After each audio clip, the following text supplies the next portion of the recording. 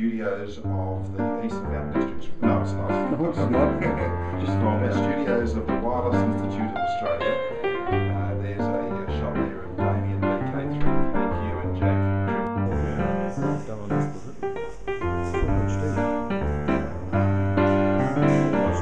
got a zoom, digital zoom, it's pretty crappy, but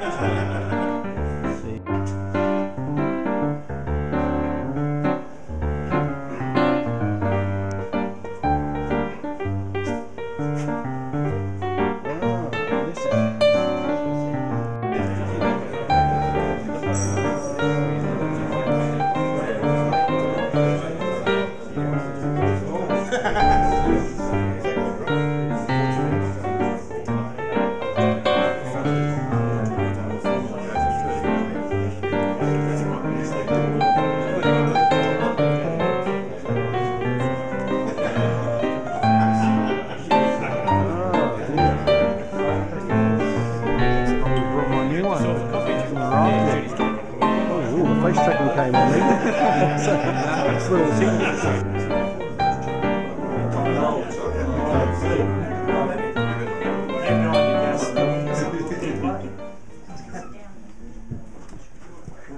Ladies and gentlemen,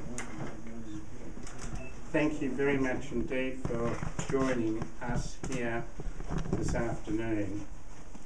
We chose today because it was the day of a board meeting, and this gives you the opportunity to meet all of the directors of the WIA except Philip Adams.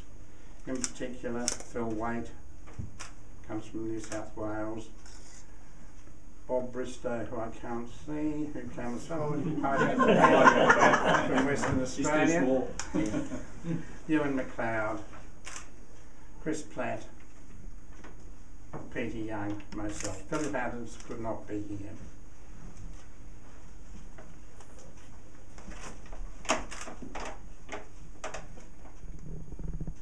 Henry Gustav Andersson VK8HA died in Darwin on the 5th of October 2004.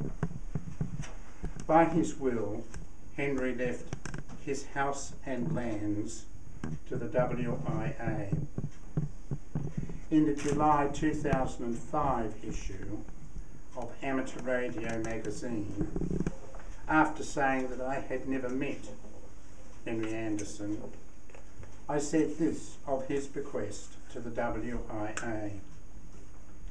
His generous bequest during this period of change, as we work to create a single national body, gives us great hope and great confidence, because it now means we have some reserves that at least do give us confidence. As I say, I never met Henry, but we must make sure that we do not forget Henry Gustav Andersson, VK8HA, silent key. Today we make good that commitment. Today we name our national headquarters in honour of Henry Andersson. Henry Andersson was born in Sweden and had come to Australia many years ago. Henry built his house at 30 Tripp Road, Humpty Doo, in about 1988 on some 5 acres of land. Humpty Doo is on the Arnhem Highway, a few kilometres from the Stuart Highway, in all some 40 minutes drive from central Darwin. Henry erected 3 quite large antennas towers on his land. There were 2 other amateurs in the Northern Territory who had come from Scandinavia and with similar backgrounds to Henry, and who were among his real friends. One was Carl, VK8CAW from Darwin, and the other was Lynn, VK8DK from Tennant Creek.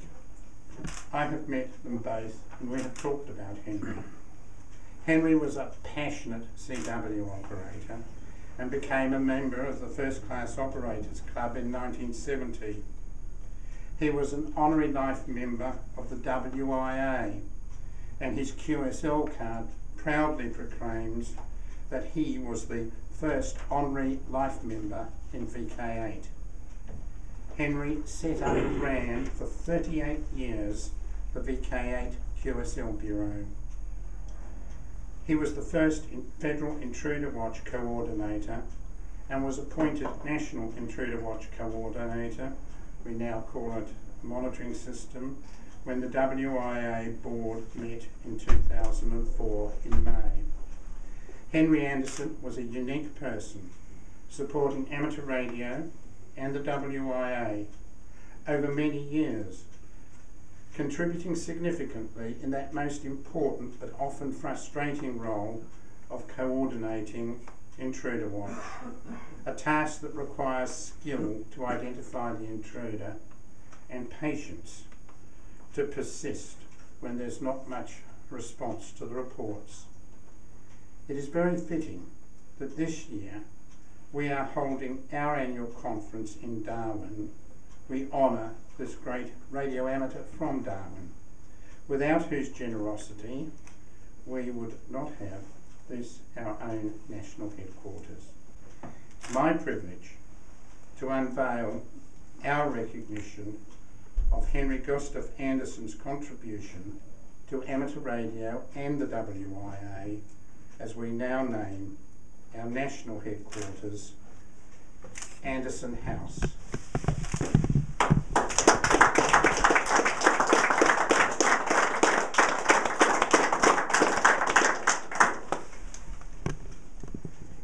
Thank you very much indeed. This has just been a small ceremony.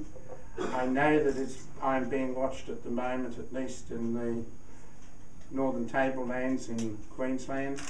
I hope a lot of people are watching us, because it is very, very significant occasion that once again the national WIA, well, not once again, for the first time, now owns its own premises. I hope you've all had a look at them. Please do continue to look around, and it's only right to call it Andersson House. Thank you very much indeed.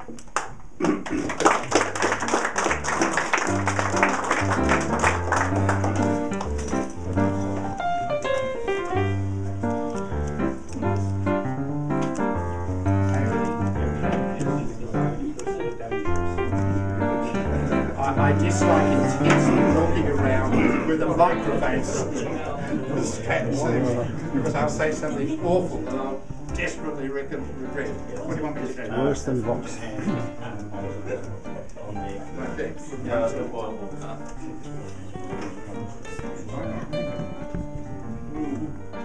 Looks pretty good, doesn't it? By the way, that came from the crummiest snapshot you've ever seen, thanks to Robert, who found someone who was able to draw it from